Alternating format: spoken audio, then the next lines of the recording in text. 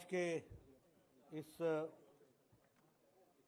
हमारे ओबीसी के सभी मंत्रियों का स्वागत समारोह में उपस्थित ओबीसी मोर्चा के राष्ट्रीय अध्यक्ष श्री के लक्ष्मण जी, हमारे भारत सरकार में मंत्री और मेरे मित्र धर्मेंद्र प्रधान जी, हमारे भूपेंद्र यादव जी, भारत सरकार में मंत्री, हमारे मोर्चा के प्रभारी और राष्ट्रीय महामंत्री राज्यसभा के सदस्य अरुण सिंह जी,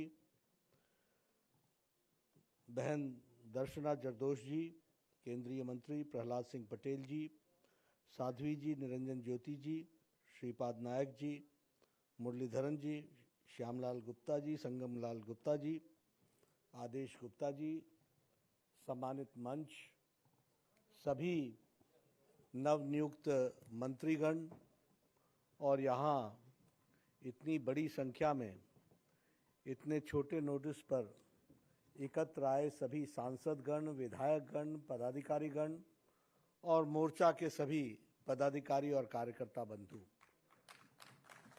और मीडिया के मेरे साथी, प्रिंट मीडिया और इलेक्ट्रॉनिक मीडिया के मेरे साथी, मेरा ये सौभाग्य है कि मुझे आज इस मंत्रिमंडल के विस्तार में जो नए मंत्री बने उनके स्वागत का कार्यक्रम जो आपने आयोजित किया है उसमें मुझे भी सम्मिलित होने का मौका मिला है और आप लोगों ने जो गर्मजोशी दिखाई है, आपके साथ मैं भी अपने आप को संबद्ध करता हूं और आप सब की ओर से नए नवनियुक्त मंत्रियों का हार्दिक अभिनंदन करता हूं, स्वागत करता हूं। यह हम सब के लिए बहुत ही सौभाग्य की बात है कि आज हम उनका स्वागत कर रहे हैं और उनके माध्यम से नरेंद्र मोदी जी, हमारे यशस्वी प्रधानमंत्री जी का धन्यवाद भी कर रहे हैं जिन्होंने ये मौका दिया है। तो आप सब की ओर से मैं उनको भी धन्यवाद देता हूं और नए मंत्रियों का स्वागत और अभिनंदन करता हूं। मित्रों, मैं आया था तो मैंने देखा मोर्चे पे मोर्चा, ओबीसी मोर्चा, नारे लग रहे थे, जोश था। मैं थोड़ा डरा हुआ था क्योंकि मैं 3 घंटे लेट हूँ,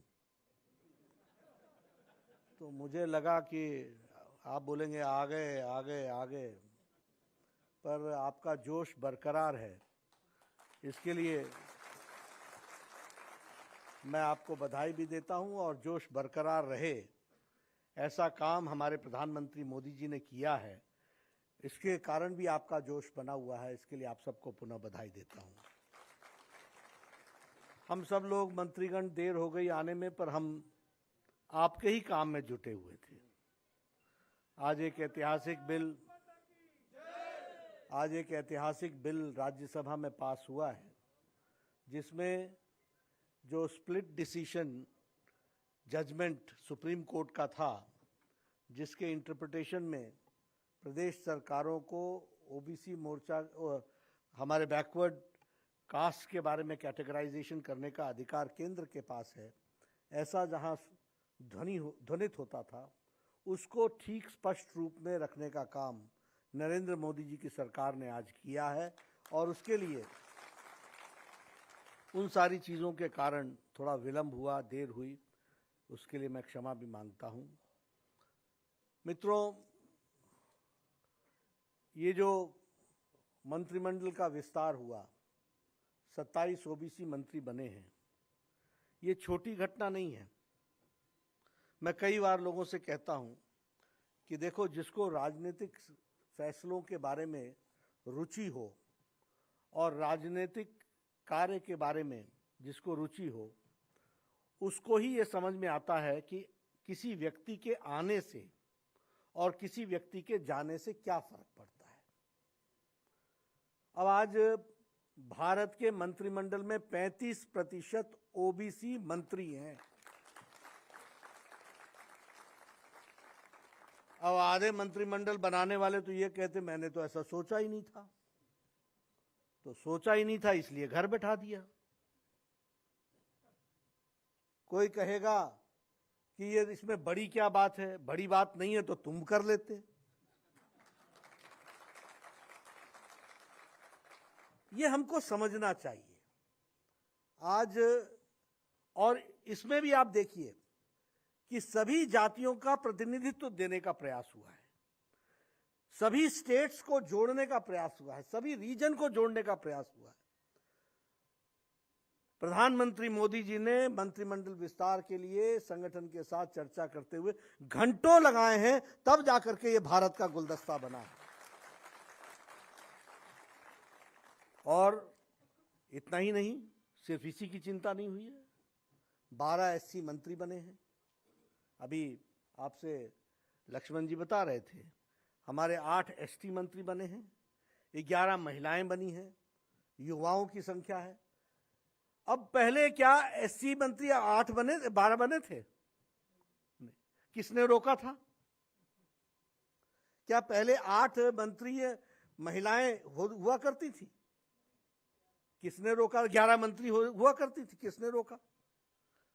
हमारे माइनॉरिटी से रिप्रेजेंटेशन हो, इसकी चिंता की जाए। 5 मंत्री हमारे माइनॉरिटी से हैं, किसने रोका था?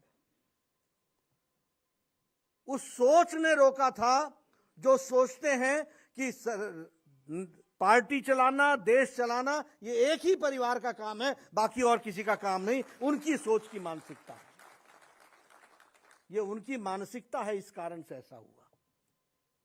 आज मैं चर्चा कर रहा था, मैं सोच रहा था यहां बैठा बैठा, मैंने उस दिन भी जब हम एससी मोर्चा के भी स्वागत के कार्यक्रम कर रहे थे तो उसमें मैं इस बात को चर्चा कर रहा था कि लोगों ने अपने आपको किसान नेता के रूप में साबित करने का प्रयास किया, किसानों के लिए कुछ नहीं किया।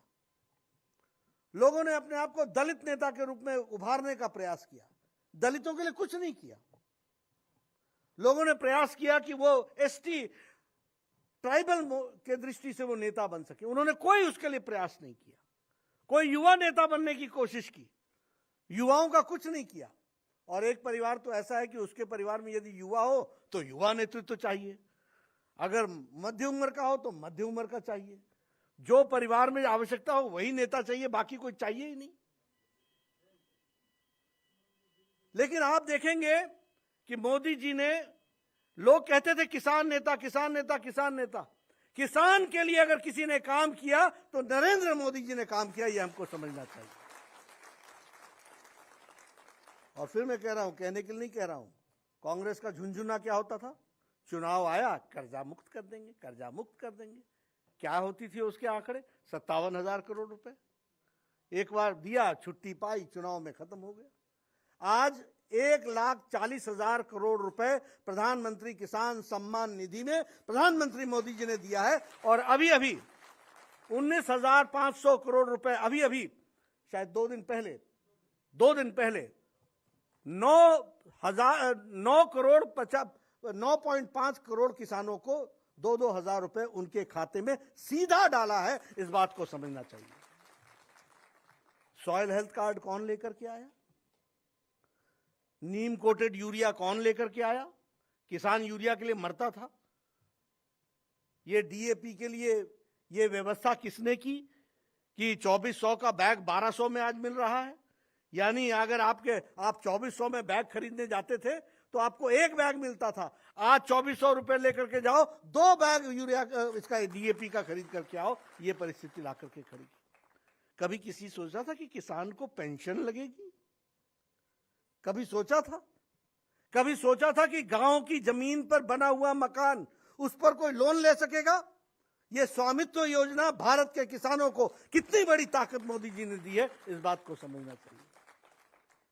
अभी अभी लक्ष्मण जी ने आपको ओबीसी कमीशन के बारे में डिटेल में बताया, उन्होंने सारी चीजें आपके सामने चर्चा की है। ओबीसी मोर्चा को संवैधानिक दर्जा दिया गया। किसने मना किया था कि संवैधानिक दर्जा ना दिया जाए? क्या कर रहे थे आप? क्या ऐसा शासन चला रहे थे? और जब संवैधानिक दर्जा दिया गया तो लोकसभा में विपक्ष में कांग्रेस ने इसको अपोज किया। इस बात को भी समझना चाहिए। इतना ही नहीं, राज्यसभा में पहले सिलेक्ट कमेटी में भेजा और सिलेक्ट कमेटी से लौटने के बाद फिर विरोध किया। उसके बावजूद जब हमारी राज्यसभा में संख्या हुई और हम सामर्थ्यवान बने आप लोगों के आशीर्वाद से, तो संवैधानिक दर्जा मिला है। इस बात को समझना चाहिए।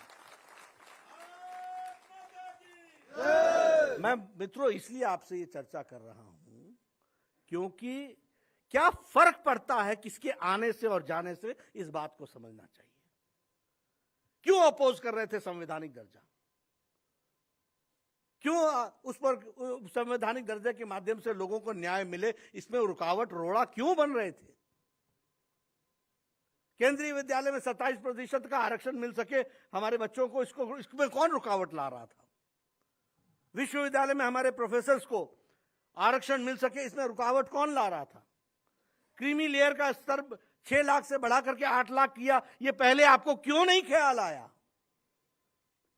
नीट में पहले तो नीट किसने लगाया? मोदी जी ने लगाया, और नीट में ओबीसी को आरक्षण हो यह भी व्यवस्था की है तो नरेंद्र मोदी जी ने की है, इस बात को हमको समझना चाहिए। और महिला सशक्तिकरण की बात कीजिए, उज्ज्वला योजना, उजाला योजना, आयुष्मान भारत, सौभाग्य योजना, स्वच्छ भारत अभियान, ये महिला का सशक्तिकरण नहीं है तो और क्या है? धर्मेंद्र प्रधान जी बैठे, इससे पहले पेट्रोलियम मंत्री थे, इन्होंने उज्ज्वला योजना चलाई, 8 करोड़ लोगों को गैस का डिस्ट्रीब्यूशन किया। ये महिलाओं का सशक्तिकरण है कि नहीं है? जो जंगलों में जाकर लकड़ियां काट करके लाया करती थी और लकड़ी जला करके अपने फेफड़ों में धुआं लिया करती थी, आज वो गैस के चूल्हा जला करके पति को, बच्चों को समय पर स्कूल भेजने की व्यवस्था कर पाती हैं। ये गांव में परिवर्तन आया है, ये हमको समझना चाहिए। स्वच्छ भारत से फर्क आया कि नहीं आया है? इज्जत घर बनी है कि नहीं? 11 करोड़ टॉयलेट्स बने हैं, इसका मतलब 11 करोड़ महिलाओं को अपने दैनिक जीवन के लिए सूर्योदय और सूर्यास्त का इंतजार करना पड़ता था। यह भारत की तस्वीर थी 2014 में, जिसको परिवर्तित किया गया। तो मोदी जी की जब हम बात करते हैं तो चाहे किसान नेता हो, चाहे एससी की नेतृत्व के विषय हो, चाहे एसटी के नेतृत्व का विषय हो, हर विषय के लिए। अब ये फॉरेस्ट राइट्स था 2004 और 2006 में पास हुआ, लेकिन लागू नहीं हो सका। अब लागू हो रहा है क्योंकि मोदी जी ने फॉरेस्ट डिपार्टमेंट को और ट्राइबल डिपार्टमेंट को एक साथ बैठा करके फॉरेस्ट राइट्स को अब लागू कराया है। इस बात को समझना चाहिए। तो नीति में आने से क्या क्या फर्क पड़ता है, इसको हमको समझना चाहिए, इसको हमको जानना चाहिए, इसको हमको जान करके अपने काम में जुटना चाहिए। महिलाओं को, युवाओं को आज बताइए, ओलंपिक्स में भारत की तस्वीर बदली कि नहीं बदली? ये काम आज से शुरू हुआ कि 2014 में उन्होंने शुरू किया था, जो टोक्यो में उसका नतीजा देखने को मिला है। इस बात को समझना चाहिए और सारा देश हमारे नौजवानों के साथ खड़ा है, खिलाड़ियों के साथ खड़ा है, ये हमको समझना चाहिए। मित्रों, मैं चाहूंगा कि जहां हम अपने सभी ओबीसी साथियों का जो मंत्रिमंडल में आए हैं, ये पहली बार हुआ है कि भारत का मंत्रिमंडल भारत के समाज का गुलदस्ता बना है और उसका प्रतिनिधित्व है, उसको हमको समझना चाहिए। सब किस्म के फूल हैं इसमें, सब किस्म के फूल हैं, सब रंग के फूल हैं, सबको बराबर का स्थान दिया गया है और उसको आगे बढ़ाने का प्रयास किया गया है। मुझे पूरा विश्वास है कि मंत्रिमंडल पूरी ताकत के साथ अपने काम को आगे बढ़ाएगा, अंजाम देगा और उसको हम सब लोग पूरी ताकत के साथ लगा करके आगे बढ़ेंगे।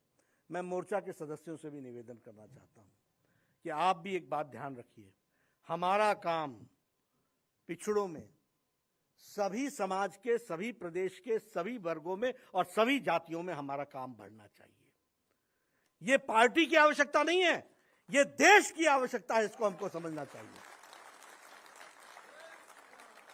इसलिए हमारा काम बढ़ना चाहिए। सबका साथ, सबका विकास, सबका विश्वास, सबको साथ लेकर के चलना, यह हमारा कर्तव्य है। इसलिए मैं आपसे निवेदन करूंगा कि आप सब लोग कॉन्शियस तरीके से सभी जातियां निकालिए, कौन सी पिछड़ी जाति छूट गई है, कौन सी पिछड़ी जाति है जिसको हमको अपने साथ लेना है, किसको हमको और जोड़ना है, कौन सा प्रदेश कमजोर रह गया जहां हमको जोड़ना है, कौन से लोगों को हमको साथ लेना है। ये प्रधानमंत्री मोदी जी के ही नेतृत्व में हम उस विचारधारा को लेकर चले हैं, एकात्म मानववाद के विचार को लेकर के, जो अंत्योदय में परिवर्तित हुआ और अंत्योदय के बाद वो सबका साथ, सबका विकास और सबका विश्वास में उसका अनफोल्डमेंट हुआ है, उसको लेकर के चलने का प्रयास हुआ है। और ये मंत्रिमंडल इस बात का सूचक है कि सबका साथ, सबका विकास और सबका विश्वास, इसको लेकर के चलने का तांगा। तो इसलिए हम भी पार्टी के अंदर इस बात को आगे बढ़ाएं। विषय तो मैं बहुत बोल सकता हूं और क्या क्या काम हुआ है इसके बारे में भी चर्चा कर सकता हूं और ओबीसी को जो स्थान मिला है उसके बारे में भी चर्चा कर सकता हूं। और इतना ही नहीं, 10% का आरक्षण आर्थिक दृष्टि से जो पिछड़े लोग हैं उनको भी करके मुख्य धारा में इतना बड़ा फैसला लिया और समाज में सब लोगों ने उसको आशीर्वाद दिया। इस बात को समझना चाहिए कि किस तरीके से भारत के गुलदस्ते को आगे बढ़ाने का काम मोदी जी के नेतृत्व में हो रहा है। आप सबसे मेरा निवेदन है कि आप सब लोग इस खुशी के मौके पर आपका जहां मैं अभिनंदन करता हूं, वहीं आपसे आह्वान करता हूं कि आप जन जन तक इन बातों को पहुंचाइए। फर्क पड़ता है, सही नेता आता है, सही पार्टी आती है तो देश आगे बढ़ता है, और सही पार्टी नहीं आती है तो देश घुटने टेकने लगता है, भ्रष्टाचार का अड्डा बन जाता है, भ्रष्टाचारी देश कहलाने लगता है। हमने एक लंबी यात्रा मोदी जी के नेतृत्व में की है और देश को गौरव प्रदान करते हुए यहाँ तक पहुँचे हैं। उसको संभाल के रखना हमारी जिम्मेवारी होगी, उसको आप पूरा करेंगे। इन्हीं शब्दों के साथ आपका बहुत बहुत धन्यवाद। जय भारत।